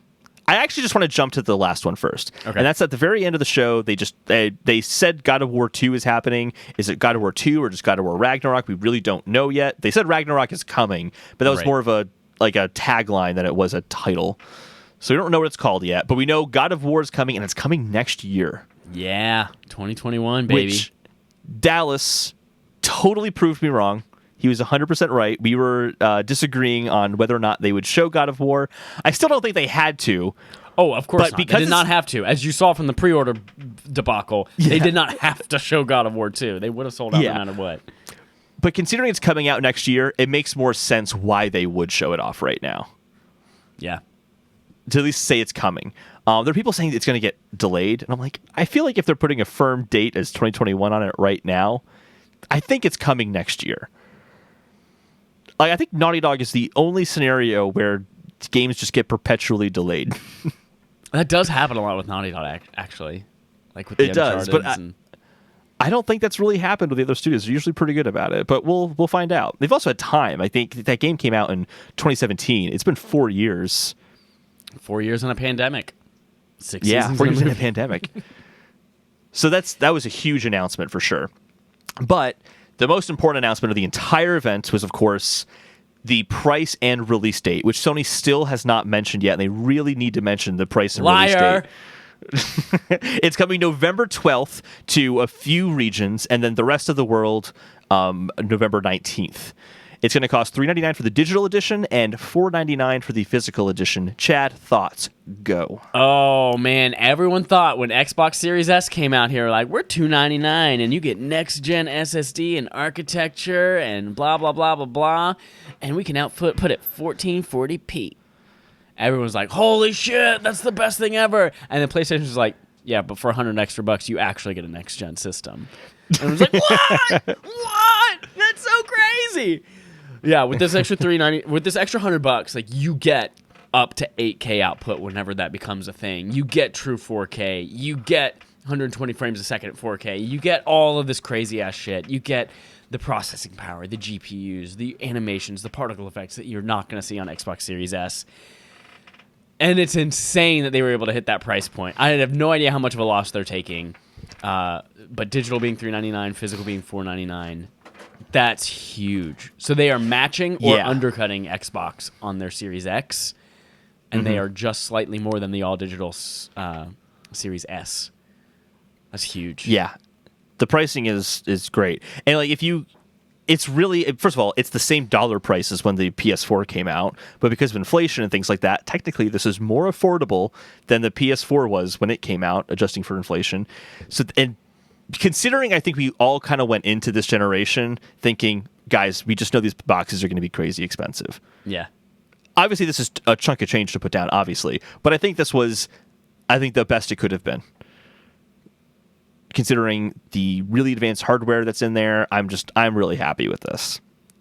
Do you think now? So we know the price, we know the release date. We can talk about the pre-order debacle around all of it, and just anecdotally, like we know physically, like the physical editions, there are lots more of them for pre-order than the digital editions. Yeah. And do you think it's because they're selling them at a loss and obviously the Blu-ray drive doesn't cost Sony $100, but they can make more of a profit, so they're trying to sell more physical editions? Here's my theory on this. The data point of there's more physicals than digitals by a huge number, which I still wouldn't be surprised about. Jim Ryan has said we're not telling you what the ratio is, but they came from Ars Technica calling 9 GameStop stores. I feel like GameStop is going to have more physical than digital, even if it was a 50-50 split at the manufacturing level, because GameStop's going to want to sell a console that you'll continue to come back to the store to get games. But they probably want to have a handful of the digital ones so that they can say, hey, no, we have the digital version here. If you still want to give us money, we'll still take your money. And it's, oh, look, $3.99. Like, they still want to have a few for that reason. But GameStop doesn't want to sell a digital version of a console. I went in and I got my pre-order, and it was kind of awkward getting a digital-only version. It's kind of like saying, like, hi, I'm never coming back here again, just so you know. That makes sense for GameStop, but... just again, anecdotally, I saw several big names on Twitter just doing polls like, "Hey, now that this announced, who's getting what?" And physical, there was like 40 or 50% of the respondents of thousands and thousands of people saying, "I'm getting physical," and like 20% said, "I'm getting digital." But when Wario64, because you went and ordered it at GameStop, so I'm sure you weren't clicking on these links all the time trying to pre-order stuff like I was, but immediately the digital was always out of stock, and then the physical would hang around for about 3 or 4 more minutes before it would sell out too. Because I'm trying to get a day one digital version, and I've got one reserved from Amazon, one reserved from GameStop. Neither of them are guaranteed to arrive on launch day, so I'm still out there looking.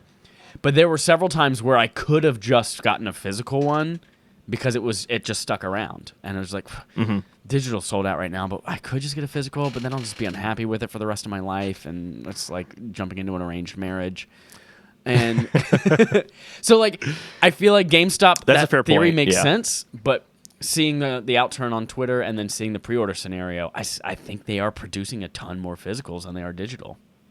That makes a ton of sense. I guess, like, the ratio is probably higher than what the GameStop numbers are showing. Sure. But yeah, I think that makes sense, because every time I've seen, like, even just a thread of, like, which one are you getting? It's like, well, obviously the physical edition. I have PS4 games that are physical discs, and I want to be able to play them backwards compatible on my PS5. Not everyone sees the future like you and I do, and, like, we're obviously looking into crystal balls and shit. And we're like, y'all are dumb. I've been thinking a lot about this whole digital versus physical thing. I put a little tweet thread out there, like, about this. I'm sure no one actually read. But, I read it all. You read it all? Yeah, so I feel like there's a lot of, like, this isn't to say, like, if you get physical, you're still right. There's no, like, wrong answer when you're getting your PS5. Like, I'm not saying that at all. But I feel like there are just some things that are said about, like, getting the digital version of the console that don't make a whole lot of sense to me. Like, Sony could just, get rid of the games all of a sudden. It's like, but didn't they just do that with PlayStation 1, 2, and 3 discs? Like, you can't have the modern hardware and use that stuff. Like, it's not possible. Like, those cutoffs kind of just happen naturally anyway, whether it's your PlayStation 1 right there. You can do it. But, like, eventually that hardware is going to break. Literally, because still all has hardware breaks. Final Fantasy VII Disc 3 in it still. Eventually that hardware is going to break, because all hardware breaks down eventually. It's just how things work. And then Sony doesn't support it, so you're not going to be able to play those PlayStation 1 games anymore. So this kind of is just, this is going to happen to you regardless. So I don't feel any problem getting a digital-only version. The PT scenarios are not super common. They don't happen all the time. Scott Pilgrim's the only other example I can think of that's happened on consoles. Like, I feel very comfortable buying a digital-only console, and I think people should feel comfortable buying a digital-only console. Yeah. But again, like, if you get physical, like, it's still a good move. It's not a bad move to get a physical version. If you're comfortable, like, streaming video and movies and things like that, like, you could buy it through iTunes, or you could stream it on Netflix. I'm like, well, what happens when Netflix pulls it off of Netflix? I was like, well, then you can't fucking watch it unless you go buy it through iTunes. What happens if Apple goes under? That's not going to happen. Yeah, it's not going to happen. And also, like, let's say it does happen, it's because people stopped buying stuff on Apple and have already decided to transition to another platform. So, exactly, yeah. Like, the people who were left over, it's not a huge amount. And, like, let's say Sony goes away. You don't think that Microsoft and whoever the other competitor is that knocked out Sony isn't going to be fighting for those Sony customers and saying, no, you can just bring all your games over here and we'll link it up. And kind of like the movies anywhere. That's going to happen. The movies anywhere. Exactly. 100% What happens when Flixster goes away? All my Flixster purchases. Well, you can just watch them on Vudu. What happens when Vudu goes away? Well, watch them on Ultraviolet. What happens when Ultraviolet goes away? Doesn't matter. Somebody's going to give you that movie for free. Yeah, because they want you to be a customer to spend more money with them later on, like, going forward. Like, so I'm just not worried about that kind of stuff. But I do want to transition to how the pre-orders were handled, because this has been very controversial. So effectively what happened is the event happened. As we know, there wasn't many details as to what launch games were going to be, when pre-orders started, but then all of a sudden Jeff Keighley was the spokesperson for Sony and was like, pre-orders are starting tomorrow. Demon's Souls is a launch, like, saying all these things that should have been within the event. And we'll assume pre-orders were supposed to start on Thursday, as opposed to Walmart suddenly tweeting out, actually, we don't want you guys to wait because that's lame. They start now. And it just causes huge, like, we did get a little heads up from scramble. Jeff Keighley, who said, I'm actually hearing from partners that people might be releasing stock today for pre-order. And that's whenever I got that sinking feeling in my stomach, and I'm like, oh, fuck. This is going to be a no man's land of everyone trying to get something. And it got so bad that Sony apologized for this over the weekend. This is what they tweeted. Let's be honest, PS5 pre-orders could have been a lot smoother. We truly apologize for that. Over the next few days, we will release more PS5 consoles for pre-order, retailers will share more details, and more PS5s will be available through the end of the year. Here's my hot take. I don't think Sony should have apologized. And it's not because things can get fucked up. They totally got fucked up. It's not Sony's fault. This is the individual retailers who decided to post things probably before Sony wanted them to because they wanted to be first.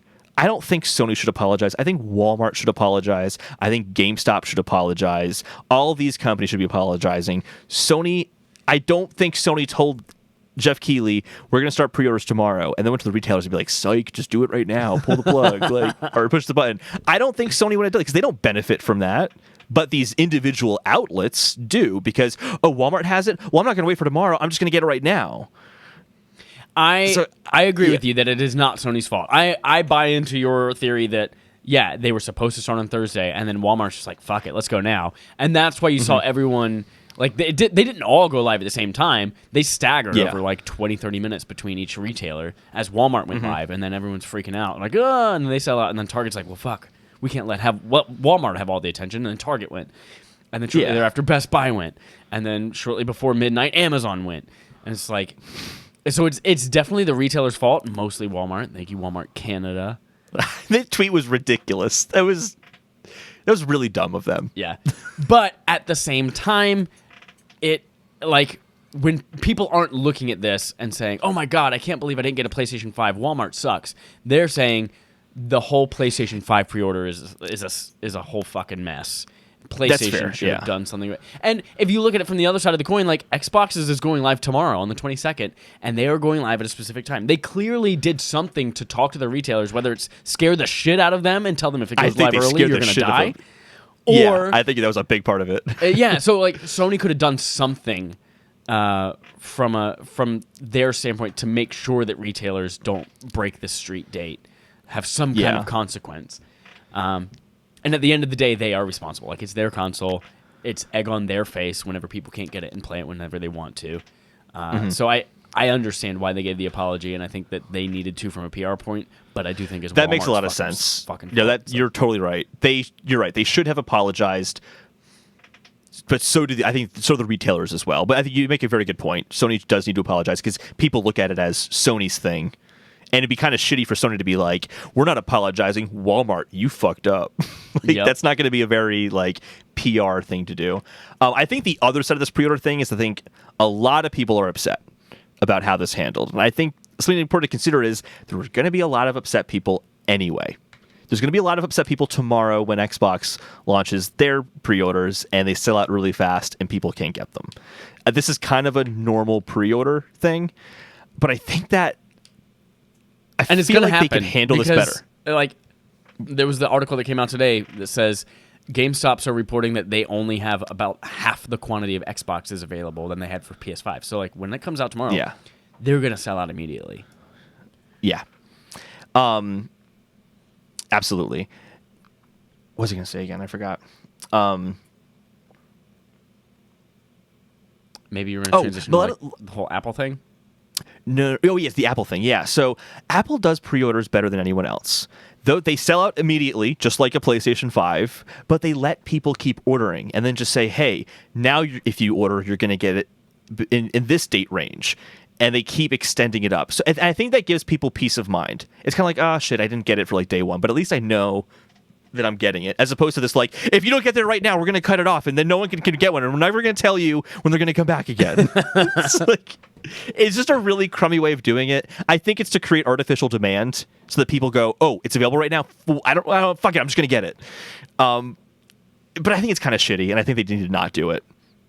It is 100% shitty, and I understand the way that Apple does it, and I think that's like. I was going back and forth about it today because I don't want to go to Amazon or GameStop or Target or whatever it is I'm going to buy my PlayStation 5 and see, oh, I can still buy it, but I'm going to get it 2 weeks late. Like, I don't want that. I want a day one. And if there's a chance that I can like fucking sit and watch Wario 64 forever, or I can sit outside of a Best Buy at 3 in the morning and that I can get it on day one, then I'm going to fucking do it. Which I guess with Apple, there still is that chance if you go to a retail store and risk COVID. Yeah.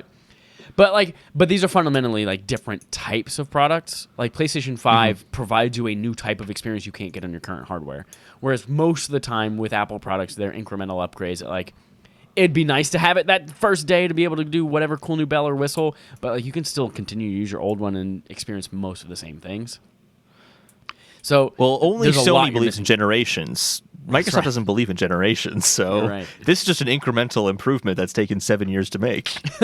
Well, 3 years. So I don't know if I want round PS6 and Xbox fuck all to be the same thing that Apple does whenever we come around to the same boat 7 years from now. But I want us to have fixed it. Whether it's some kind of like invite only email thing that Sony pretends is a thing, or whether it is something completely new and some kind of digital queue system. Like, why can't even like buying concert tickets or theater tickets or things like that now? When those go on, like when I went to go buy Harry Potter tickets for the stage show in San Francisco, it's like, you are in a queue of 5,000 people. When it is your time, you will have your choice of seats, blah, blah. Like, why can't you just build a digital queue system like that and fucking find a way to get rid of bots that are trying to buy up all the consoles ahead of time? Like, I don't know. That's my wish. That's why. My wish. We have 7 years to get our shit together and figure out online pre-orders. Because Lord knows we're not going to have physical stores by then. So you can't go and do what you guys were able to do and just drive out to a GameStop and say, hey, I know you're not supposed to, but are you taking pre-orders? The positive side of this too is that I feel like just from polls I've seen from like Greg Miller and other people who are going to have the most dedicated fans of these consoles, it seems like the most of the people who wanted a console were able to get the pre-order. That's what I've seen. There's still a lot of people who didn't. Yeah. It feels like, based on that most of the really dedicated fans were able to get it. I'm just saying, mine's not coming on day one. Neither of them. Yeah, I'm sorry. And I'm a dedicated fan, damn it. I have 40,000 trillion more times platinum trophies than you do. That's actually fair because the way that poll is asked the question is if you got a pre-order or not. So technically, you would be included in that, but you're not getting it on day one. Yeah. Yep. Well, we have a few more things to talk about. Do you want to do launch games and kind of how that compares with Xbox and stuff, or do you want to do? Let's talk about launch games. Let's talk about launch. So I'm just going to read off the PlayStation launch games, and then both third party and first party. First, starting with first party, Astro's Playroom, which will be just pre-installed on every single system. So if you are waiting for Demon Souls to download, like someone like me, you'll be playing Astro's Playground. In the meantime, Destruction All Stars will be available. I'm excited for that. Yeah.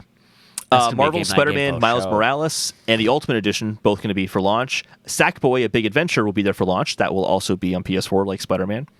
And then some third-party games. We have Assassin's Creed Valhalla, Destiny 2 Beyond Light, Godfall, Observer Systems Redo, the Rainbow Six Siege, Watch Dogs Legion, and then technically it comes out the next day, but Call of Duty Black Ops Cold War. I mean, it's the next day, so it's not like launch day, but it's so close it might as well be. With the install size, you're going to have to start the pre-install the day before anyway, so... This is this might be the first time that we see a console launch with 5 first-party games. This is the best lineup for a launch I've ever seen. Yeah. Like, period. 100%. And then like some legit big juggernauts for like Godfall is looking fucking dope. Destiny 2 Beyond Light. Hell yeah, that's badass. I mean, some of these obviously Beyond Light, Assassin's Creed Valhalla, Rainbow Six Siege, like old games that are updated for new shit. Even though Valhalla is only going to be like 3 days old, but it's still old at that point. But no, like to see Godfall on there from Gearbox is huge. To see that support on day one is going to be amazing. Yeah, this is really, really good. And it's In considering addition to that all of the Microsoft- backlog games that are available on Yeah. Workday 1. I feel like this was the move on Sony's part. It wasn't even the price, it was you will be playing next-gen games at launch. Whereas I feel like that does not exist on the Series X. Not all at of their all. launch games are third-party games that you will also be able to play on a PlayStation 5. And in some cases, also on an Xbox One and a PS4. Actually, in all the cases. So it's just... Sony really... I feel like it's definitive to say now, Sony won the launch. Yep. And I'm not talking about sales numbers. I'm not talking about that. I just mean Mindshare. They have, mindshare. The games you're gonna be playing, having first party stuff there, zeitgeist. exclusive content. They totally nailed it. I don't think I've ever seen a launch lineup where I'm like, shit, I can't buy all the games that I want to buy at launch. I just can't do it. That doesn't usually happen. Do whatever you need to do. Sell stock, sell a leg, sell a kidney. Let your mom out of the house. Whatever you need to do to get extra money. Buy all the launch games. I'm going to be getting Demon's Souls and Godfall at launch. That's what I'm thinking. I Here- want to get Destruction All-Stars, but we'll all be playing Godfall. It sounds like we all, in our kind of our little group, are all going to be playing that. So I feel like I'm going to do that one. But I do want to play Destruction All-Stars. That looks like a lot of fun, too. I am getting Demon Souls for sure. I am getting Miles Morales for sure. I am getting Destruction All Stars and I'm getting Godfall. I already have Destiny 2 Beyond Light pre-ordered. Sackboy Big Adventure looks like fun, and I know that Matt's probably going to get it too because he likes to buy things that he doesn't like to play as well as me. And he doesn't have a wife yet, although at the time he will be married. So we'll probably play a little bit of Sackboy together. Yeah. Dallas will still have to ask his wife. So yeah, I'm gonna be getting all the first party games for show plus Godfall. I'm going to skip And then Ashes I'm sorry, Playroom. Brent. It's just too Assassin's expensive. Creed Valhalla, like I was high on that game, but not as high as everything else that's around it. So, good luck. And I feel like, so taking the launch now, kind of thinking about, like, okay, I'll put it this way. So after this event happened, Microsoft retweeted the list of the third-party next-gen exclusives they're going to have, and they're like, well, I guess it's confirmed. We have more next-gen exclusives than Sony does. And it's like, yeah, but none of those are coming out for a few years. And nobody cares about those games in the same way they care about the PlayStation exclusive games. So, and I feel like it's a big reason why we heard about their Bethesda announced our purchase the day before pre-order starts. I think it has something to do with it. But it's, I think Microsoft has, I feel like at launch, they're not going to do as well in terms of the mind share, like we kind of talked about. And I think that might reflect in sales being lower next year than PlayStation 5 sales, which is probably going to happen naturally anyway, just because of the install bases currently. But I do feel like Microsoft can turn it around in a few years and really hit heavy with lots of really great games. So I'm excited for Series X still. I don't think anyone who buys the Series X at launch, even if it's in lieu of a PS5, is making a bad choice necessarily. It's an investment in the future and trusting that Microsoft's going to have really good things. And I trust that they are going to. It's just that right now, PlayStation 5 is clearly the system to get. Yeah. So yeah, let's talk about that back compat. Back compat. Or lack So we have thereof. now had officially confirmed, even though Ubisoft leaked it last week or the week before, that PS3, PS2, and PS1 games will not be compatible on PS5. Says Logan Moore at DualShockers.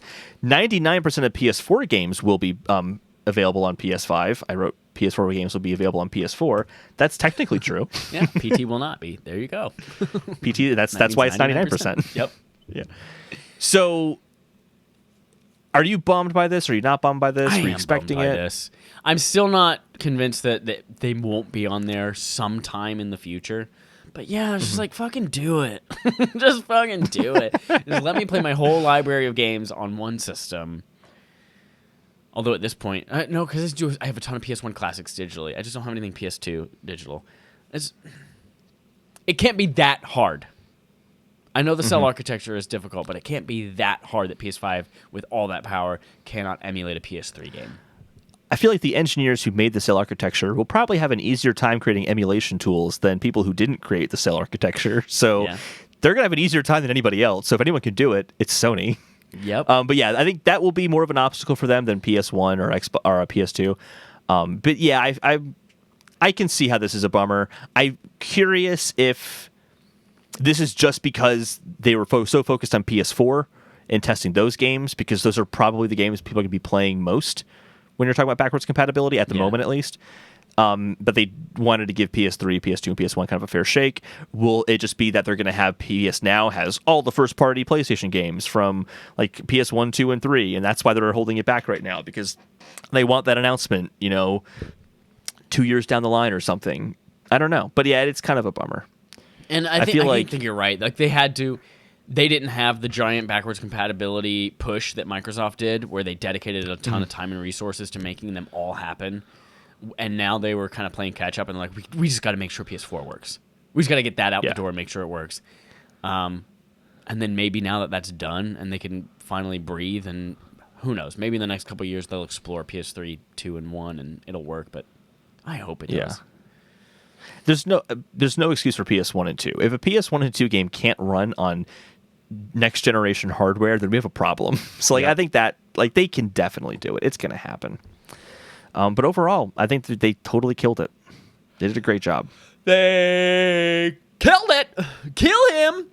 Just rewatched. And by rewatched, I mean I listened to the last half of Dumb and Dumber through the wall while my sister was watching it. And the kill him part came up and I went, I say that all the time. As with most things in that movie. That ends our main quest. And begins Game On Game Show, the game on our gaming show where we play a game called Game On, the game on our game show, game, show, game. I actually was like, I tried to write out what I say every single time, like what the official script is for that. I was like, wow, that was a lot tougher to do than I thought. But it all makes sense. Hold in for our Game On Game Show this week. We have another round of Now Flesh It Out. We have 4 games, and in celebration of Microsoft's purchasing Bethesda today, we have 4 pairs of Bethesda and Microsoft games to see what might these two look like if we mashed them up together. What could this newfound pairing create? So Holden, our first pair of games that I would love to kind of dream about what this might be is, what if Fallout 4 was crossed with Fable? What might that look like? First of all, it's easy. They're both RPGs. Yeah. You can I'm thinking about combining the worlds. Like, I don't know if you can combine the worlds themselves because they're so distinctly different. Yeah. Or maybe it's a post-apocalyptic fantasy world. That would actually be kind of cool. Like an apocalypse, but in like a medieval kind of time. Or even if they found like some kind of like science way to explain why you have lightning powers and can raise the dead. And then it also needs to have a lot of bugs and glitches. Tons of bugs, a lot of reading of the responses. You got to read like 3 paragraphs to figure out which one sentence you want to say. Sounds like a great experience. I also think that the whole in Fable, your decisions have an impact on what happens in the story. I would like to see more of that in Fallout, where if you, and maybe this is already there and I didn't witness it, but I feel like doing things where you have these 4 factions to choose from. If you choose one faction, then the rest are your enemies and you'll never be able to get missions from them. Those decisions have meaningful impact on the future. That would be cool. Because I know that some decisions play out in Fallout, but I don't think it's as robust as the promises of what Fable was going for. It was a weird way of phrasing it, but I feel like that made sense. Yeah. I am liking this idea, though, of having a post-apocalyptic world, but in a fantasy setting. I think there's actually a lot of really cool possibilities there. A lot of Final Fantasy settings just like that. I know how much you love Final Fantasy games. Then never mind, I don't want it. Next up, we have Doom Eternal crossed with Banjo-Kazooie.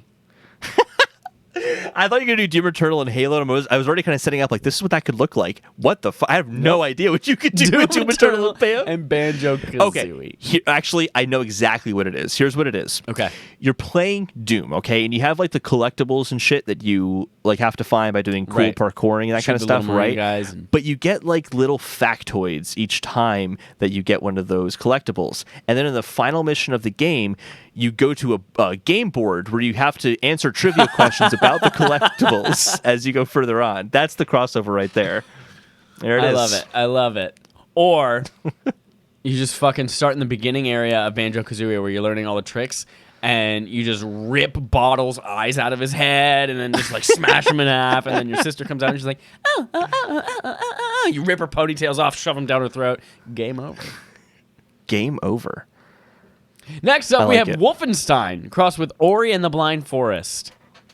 I haven't really played either of them. So, Chad, what do you think? Hold on, you know what Wolfenstein is, and you know what Ori and the Blind Forest is. Wolfenstein is basically better Doom.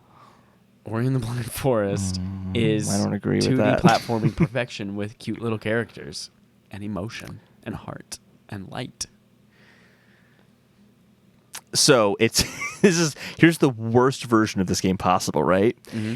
It's a first-person 2D platform where you just see the line of the world because you're looking at it from a first-person perspective of the character in that 2D world. You don't see the side-scrolling aspect to it. You just see a line to represent what looking down at that world looks like. Okay. Very easy to make, very light on graphics. You just make some lines and hope players figure out how to navigate those lines. Okay. I want Ori and the Blind Forest. I want that kind of 2D world, the 2D puzzle platformer. I want you to be a robot dog. And me specifically? I want Holden DePardo to be a robot dog. No, I want you to. I want the player to be a robot dog, one of the Nazi robot machine discussing horrific amalgamations in the Wolfenstein franchise. And you are fighting on Hitler's side, and you are just out there. That's a change. Yeah. Well, first of all, scene with Hitler in Wolfenstein 2 is the best, most funniest video game scene I've ever seen, and I was fucking dying through all of it. But mostly I just want to see that play out. You usually don't equate Hitler and hilarious together. That's interesting. Oh man, it was so good. It was so good. If you haven't played Wolfenstein 2, then fuck you. But that's fine. I just want to play Ori and the Blind Forest. You know what? I wanted to be that UbiArt game, Valiant Hearts. Oh yeah. Except for, again, just gory and Hitler's in it. Not because I like Hitler. There we go. But just I think playing from the perspective of a misunderstood Hitler robot dog is like something I could get behind. Because dogs, in general, you have to root for the dog. It's like a Jojo Rabbit kind of thing? No. Well, the Jojo Rabbit's fantastic. If you haven't seen Jojo Rabbit, I actually haven't seen it. Fuck you. You haven't seen it? I haven't, no. You're fucking up left and right. I want to. I've heard it's very good. But at the end of the game, you have to get fucking destroyed and demolished because at the end of the day, you're fighting on Hitler's side. And that's wrong. Mm-hmm. At the end of the game, you die. And it's like, okay, justice was served. Yep.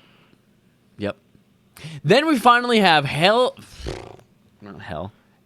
Scrolls. Sorry, I have to say, we all know that if you see a Nazi robot dog, you have to punch the Nazi robot dog. Yes. Always punch Nazi robot dogs. Always. Final pairing, Elder Scrolls and Halo Infinite. Well, there's a lot of commonalities already. Poor character models. Yep. There's one. There's already a commonality. I guess Halo Infinite's open world, so you kind of have that going for it. But I would like a Halo where you just like walk around a fantasy world. Everyone still has swords because it's still Skyrim, but you have a gun and you're just blowing through like a first-person shooter, and everyone's really confused as to who you are and what the hell is happening. Like, we were expecting the Dragonborn, but like, what the fuck is happening here? You're like, literally just Master Chief in an Elder Scrolls game. Yeah, exactly. And like the dragon comes and just like, all right, rocket launcher, boom, he's done. That was tough. I think you're kind of right. You can keep one of the games, and for this argument, we know what Halo Infinite looks like now, and we can just keep Halo Infinite as is and just introduce a ton of jank. Yeah, done. Which it seems like might already be the case. Exactly. This was just the end of Game on Game Show and my excuse to shit on Bethesda games, everyone, while also calling out that Wolfenstein 2 is freaking fantastic and one of my favorite games. That's it for Game on Game Show. That is it for this episode of Respawn Aim Fire, episode 179. We have a few things to remind you of. One, go play Horizon Zero Dawn. If you are playing that along with us in the next 2 months, end of October is when we wrap that up as part of our backlog accomplishment with Respawn and Friends game, or BARF game. Go to patreon.com/RespawnAimFire. Give us a buck. Get this wallpaper. Go get some more shit. and vote on what we're going to be playing. I guess we'll get back to you on how that works with our Game of the Year games in the end of November and December. Just go there, get some good shit, play game night games with us, etc., etc. And yeah, we should talk about how we're going to handle that with next gen. Like, do we want to do more of a next gen focus with that as opposed to going back? Well, we need to talk about that. We need to figure that out. We gotta talk about it. We gotta talk about it. Until next time, here's our usual sign off. Remember that poop I told you that was just kind of clinging to the end of my butthole and like wouldn't quite come out, and just it's here. It's here. All right, you should. This is a good time to end. They're here.